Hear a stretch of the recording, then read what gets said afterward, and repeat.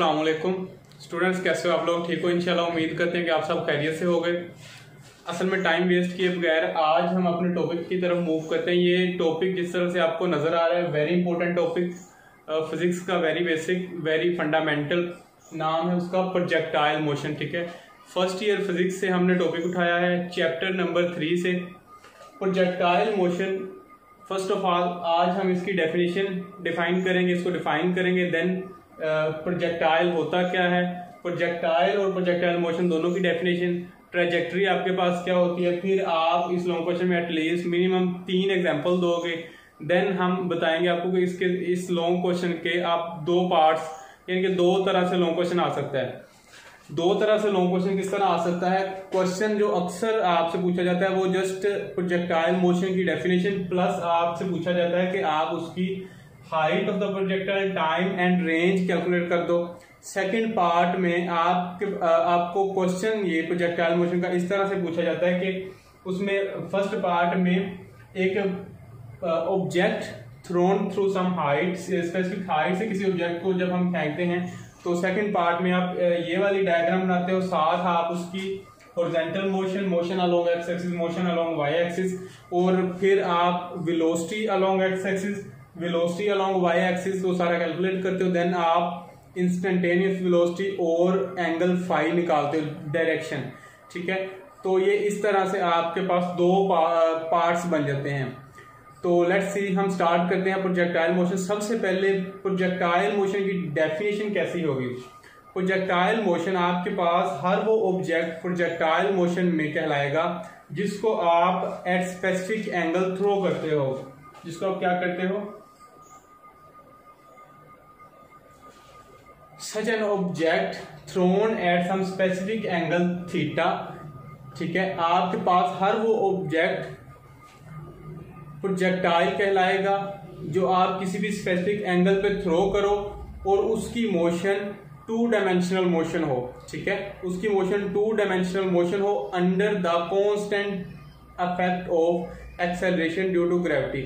कोई भी ऑब्जेक्ट आप स्पेसिफिक एंगल एक्स एक्सिस का वो स्पेसिफिक एंगल बनाए, आप स्पेसिफिक एंगल से थ्रो करते हो, देन आप उसकी 2 डायमेंशनल मोशन कंसीडर करते हो अलोंग द एक्स एक्सिस और अलोंग द वाई एक्सिस। तो किसी भी ऑब्जेक्ट की 2 dimensional motion under the constant effect of acceleration due to gravity, वो आपके पास उसकी मोशन, ऐसे ऑब्जेक्ट की मोशन कहलाएगी प्रोजेक्टाइल मोशन। ठीक है, अब प्रोजेक्टाइल मोशन के बाद देन प्रोजेक्टाइल क्या होगा? ये तो किसी भी ऑब्जेक्ट की 2 dimensional motion under the effect of gravity वो हो जाएगी प्रोजेक्टाइल मोशन। प्रोजेक्टाइल ऑब्जेक्ट क्या होगा? प्रोजेक्टाइल आपके पास वो वाला ऑब्जेक्ट होगा जो आपने स्पेसिफिक एंगल थीटा से थ्रो किया है। ठीक है, वो आपका प्रोजेक्टाइल हो जाएगा। देन ट्रेजेक्ट्री, छोटी सी डेफिनेशन है, ट्रेजेक्ट्री क्या होगी? ट्रेजेक्ट्री आपके पास वो स्पेसिफिक पाथ होगा जो कोई भी प्रोजेक्टाइल फॉलो करेगा from the point of projection to the point at the hitting to the ground। जिस पॉइंट से हमने प्रोजेक्टाइल को एमिट किया, देन जिस पॉइंट पे वो जाके जमीन से टकराता है, ये जो पाथ पैराबोला की फॉर्म में ये जो पाथ उसने फॉलो किया, इसको आप बोलते हो कि ये उसकी ट्रेजेक्ट्री है। ठीक है, अब असल में लॉन्ग क्वेश्चन के फर्स्ट पार्ट में हम प्रोजेक्टाइल को डिफाइन कर लिया, प्रोजेक्टाइल मोशन को डिफाइन कर लिया। इसके आप 3 एग्जांपल दो। 3 एग्जांपल में आप कौन कौन से एग्जांपल दे सकते हो? Football kicked by an player, कोई प्लेयर फुटबॉल को किक करता है तो वो भी आपके पास इसकी एग्जांपल हो जाएगी। A person at some certain height, या फिर एक बाउलर है वो क्रिकेट बॉल को फेंकता है, वो भी आपके पास प्रोजेक्टाइल हो जाएगा। ठीक है, अब मिसाइल फायर्ड, ठीक है, आप जमीन से कोई रॉकेट फायर करते हो, वो भी आपके पास प्रोजेक्टाइल की एग्जांपल हो जाएगी। तो इस तरह आप प्रोजेक्टाइल मोशन को डिफाइन करो, देन प्रोजेक्टाइल को, देन ट्रेजेक्ट्री को, देन 3 एग्जांपल दो। फिर आ जाओ आप सीधा उसकी हाइट पे। फर्स्ट स्टेप में हम हाइट कैलकुलेट करेंगे, बहुत इजी है। सेकंड में time of projectile, then range of projectile. Height आप कैलकुलेट करोगे इक्वेशंस ऑफ मोशन को यूज करते हुए। हाइट ऑफ प्रोजेक्टाइल आपके पास, आप इसको डिफाइन कैसे करोगे? आपके पास वो मैक्सिमम वर्टिकल डिस्टेंस होता है, हाइट आपके पास वो मैक्सिमम वर्टिकल डिस्टेंस होता है जो कोई प्रोजेक्टाइल कवर करता है। लेट्स सपोज ये अगर हमने या इस एंगल थीटा से कोई प्रोजेक्टाइल फेंका है, ठीक है, कोई भी हमने ऑब्जेक्ट लेट्स सपोज फुटबॉल फेंका है, वो नेक्स्ट थोड़ी दूर जाकर अगर गिरता है तो उसने अगर ये वाली हाइट कवर की है जिसको मैंने कैपिटल वाई लिख दिया है, तो वो उसकी जो भी उसका मैक्सिमम वर्टिकल डिस्टेंस होगा वाई एक्सिस पर, जितना मैक्सिमम डिस्टेंस उसने कवर किया वो उसकी हाइट हो जाएगी। हाइट कैलकुलेट करने के लिए फर्स्ट पे आप मेंशन करोगे कि by using the third equation of motion, आप फर्स्ट स्टेप में थर्ड इक्वेशन ऑफ मोशन लिखोगे 2as which is equal to vf का स्क्वायर माइनस vi का स्क्वायर, ठीक है।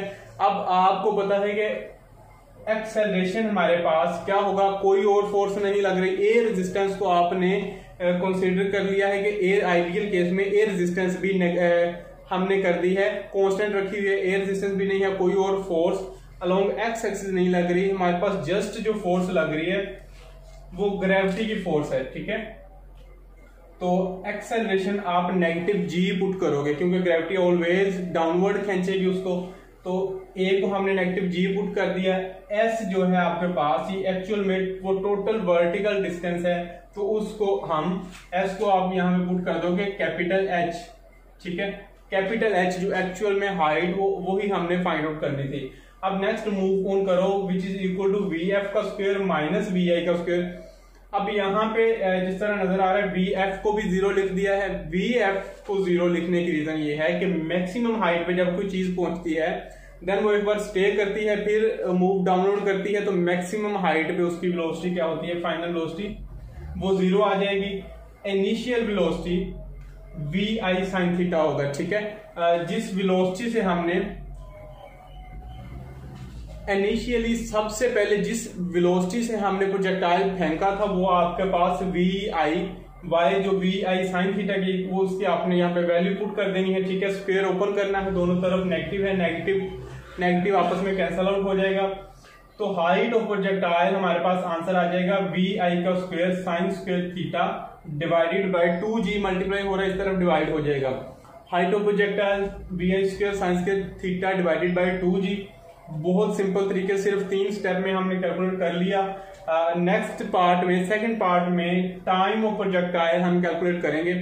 टाइम ऑफ प्रोजेक्टाइल क्या होगा, वो वाला टोटल टाइम पीरियड वो आपके पास जिसमें प्रोजेक्टाइल हमने पॉइंट ऑफ प्रोजेक्शन से फेंका देन वो एक सर्टेन पॉइंट पर जमीन पे हिट करता है, वो आपके पास जितना प्रोजेक्टाइल ने टाइम लिया एट द एंड पॉइंट जमीन को हिट करने के लिए वो डेफिनेटली उस प्रोजेक्टाइल का टाइम पीरियड हो जाएगा, ठीक है। अब हमने टाइम ऑफ प्रोजेक्टाइल कैलकुलेट करना है, तो टाइम ऑफ प्रोजेक्टाइल कैलकुलेट करने के लिए जिस तरह से नजर आ रहा है हमने सेकंड इक्वेशन ऑफ मोशन इस्तेमाल की है।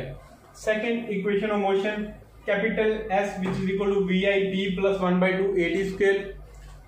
अब यहाँ पे मेंशन करोगे according to the second equation of motion, वो मैंने फर्स्ट स्टेप पे लिख दी है, ठीक है। अब हमने time of projectile find out करना था।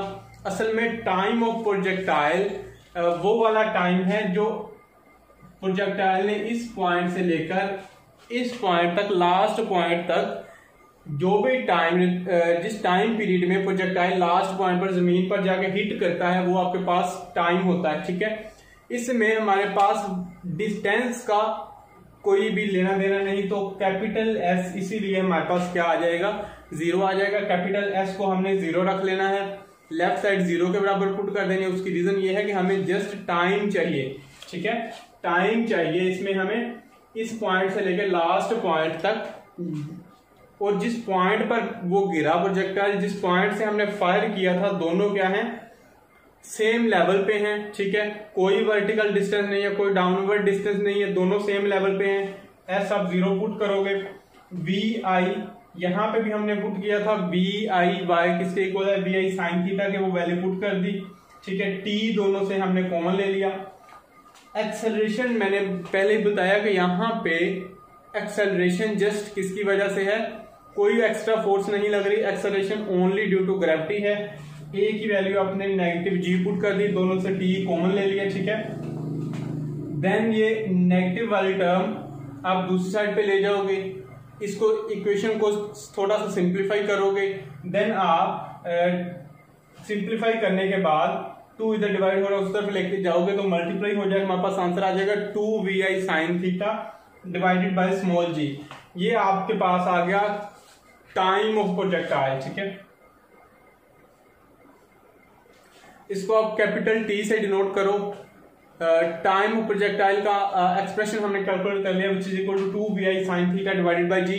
और साथ ही टाइम ऑफ प्रोजेक्टाइल को आप एक्सप्लेन भी कर दो, डेफिनेशन इसकी मस्ट लिखनी है। जब भी आप टाइम ऑफ प्रोजेक्टाइल स्टार्ट करोगे ये वाला टॉपिक, डेफिनेशन मस्ट लिखनी है। टाइम ऑफ प्रोजेक्टाइल होगा क्या, time taken by the projectile. ठीक है, अब थर्ड पॉइंट, लास्ट पॉइंट, आपने range of projectile find out करनी है। तो range of projectile find out करने के लिए भी हम सेकंड इक्वेशन ऑफ मोशन का सहारा लेंगे। आप मेंशन करोगे कि according to the second equation of motion, वो क्या है, capital S which is equal to VIT plus 1/2 AT square. यही इक्वेशन ऑफ मोशन यहाँ पर लगेगी, लेकिन सेकंड इक्वेशन ऑफ मोशन के अकॉर्डिंग यहाँ पर एक सेकंड टर्म इसकी आनी थी 1/2 AT स्क्वायर, लेकिन यहाँ पर सेकंड टर्म 0 हो जाएगी। सेकंड टर्म 0 क्यों हो जाएगी, क्योंकि एक्सेलरेशन जो आपके पास 1/2 AT स्क्वायर आना था along the horizontal, AX acceleration along the horizontal हमारे पास 0 होगा। उसकी रीजन क्या होगी, एक्सेलरेशन हॉरिजॉन्टल में 0 रहेगा। उसकी रीजन ये है कि हॉरिजॉन्टल डायरेक्शन में VFX VIX दोनों ही VI cos थीटा के इक्वल वेलोसिटी कांस्टेंट रहेगी। पूरी ट्रेजेक्टरी में हॉरिजॉन्टल वेलोसिटी कांस्टेंट रहेगी, देयरफॉर हॉरिजॉन्टल डायरेक्शन में कोई एक्सेलरेशन नहीं होगा, एक्सेलरेशन 0 रहेगा। तो S which is equal to VIX cross T, a simple सा फार्मूला, जस्ट हमने टाइम ऑफ प्रोजेक्टाइल की वैल्यू पुट करनी है। आपने स्मॉल t की वैल्यू इस वाले स्टेप से जो हमने कैलकुलेट की, यहां से आप उठाओगे इस इक्वेशन में आपने जस्ट t की जगह पे ये वैल्यू दर्ज कर दी। ठीक है, यहाँ पे नेक्स्ट स्टेप में एक सिंपल सा फार्मूला लगेगा 2, असल में vi ये भी है, vi तो vi स्क्वायर आ गया, नीचे g एज इट इज आ गया, ऊपर बन जाएगा 2 sin थीटा cos थीटा। तो आपको पता है ये फार्मूला किसका है, which is equal to sin 2 theta. ठीक है, तो अब आपके पास रेंज ऑफ प्रोजेक्टाइल का फाइनल एक्सप्रेशन आ जाएगा VI square sin 2 theta divided by small g. तो इस तरह से ये तीनों एक्सप्रेशन हमने कैलकुलेट किए, जस्ट तीन स्टेप में हमने कैलकुलेट किए, इसमें कोई मुश्किल बात नहीं है। तो जब आप क्वेश्चन अटेम्प्ट करोगे तो जिस तरह हमने बताया कि सबसे पहले आप डिफाइन करोगे प्रोजेक्टाइल मोशन को, प्लस आप उसका सारा ट्रेजेक्टरी को डिफाइन करोगे, प्रोजेक्टाइल को प्लस 3 एग्जांपल दोगे, देन आप हाइट ऑफ प्रोजेक्टाइल की डेफिनेशन फिर उसको एक्सप्लेन करोगे, साथ आप मेंशन भी करोगे कि थर्ड इक्वेशन ऑफ मोशन है। टाइम ऑफ प्रोजेक्टाइल को पहले डिफाइन करोगे, देन आप क्या करोगे कि मेंशन करोगे अकॉर्डिंग टू सेकंड, फिर आप सारा कैलकुलेट कर दोगे। रेंज ऑफ प्रोजेक्टाइल को आप डिफाइन करोगे सबसे पहले, फिर आप सारा कैलकुलेट करोगे। रेंज असल में आपके पास वो हॉरिजॉन्टल डिस्टेंस है, टोटल हॉरिजॉन्टल डिस्टेंस जो कवर किया है उसने, वो आपके पास एक्चुअल में रेंज ही कहलाएगा। जिस पॉइंट तक वो जमीन को हिट करता है हमारा प्रोजेक्टाइल, उस पॉइंट से लेके इनिशियल पॉइंट तक, पॉइंट ऑफ प्रोजेक्शन तक जितना डिस्टेंस प्रोजेक्टाइल ने कवर किया वो आपका रेंज कहलाता है। तो तीनों स्टेप्स को आपने डिफाइन किया, देन कैलकुलेट किया, तो आपका लॉन्ग क्वेश्चन इस तरह से इजीली अटेम्प्ट हो जाएगा। उम्मीद करते हैं इंशाल्लाह आपको सारे का सारा समझ आ गया होगा क्वेश्चन। चलें, ख्याल रखिएगा। ओके, अल्लाह हाफिज़।